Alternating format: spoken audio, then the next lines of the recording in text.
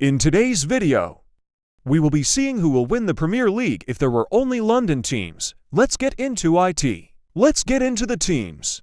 First up is West Ham, who have a solid-looking team. Next up is Millwall, who have a fairly weak squad. All around 70 rated. QPR have a very similar-looking team in terms of rating. Next up we have Wimbledon, who have a very weak team and will struggle to get any wins. This will be the same with Sutton, who have a very low-rated team.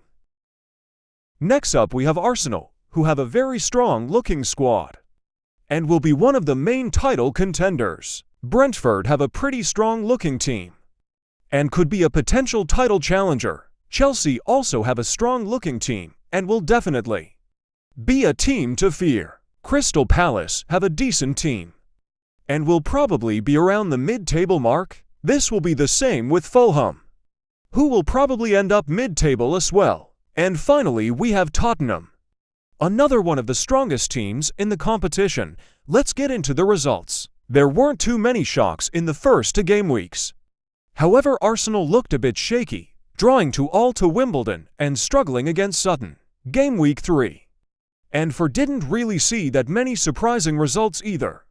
However, Crystal Palace did manage a nice win over Spurs, and West Ham managed a draw against Chelsea. In game week 5 and 6, Sutton managed to get 2 wins, including an impressive 3-2 win over West Ham.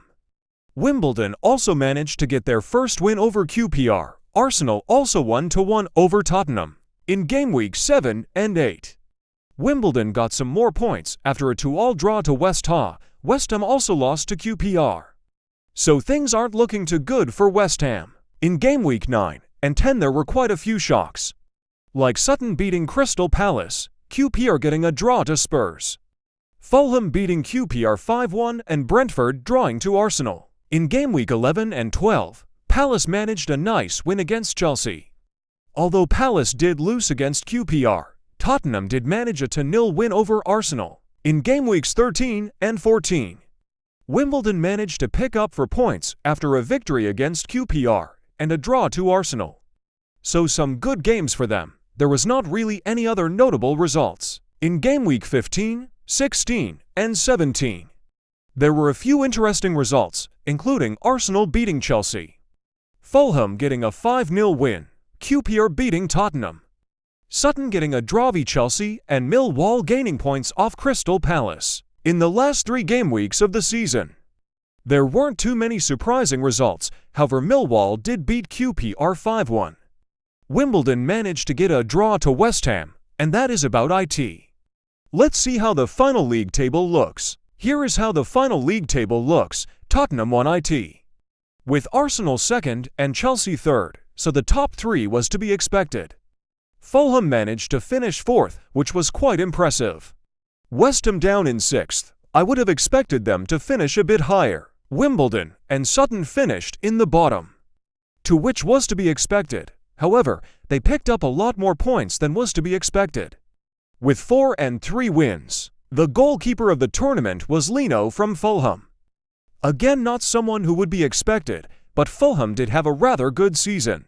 The team of the tournament only contained Arsenal and Tottenham players, except from Nicholas Jackson and Andreas Pereira. The top scorer was Son Heung-min, who was probably expected as Arsenal and Chelsea don't really have a great striker.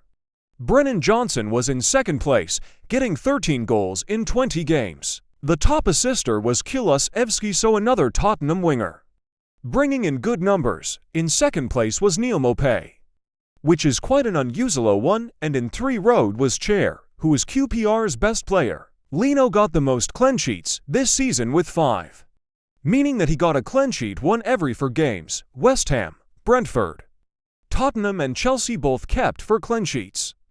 And at the bottom, Wimbledon kept 1 and Sutton kept 0. I hope you enjoyed this video. Please like and subscribe and leave any more suggestions in the comments.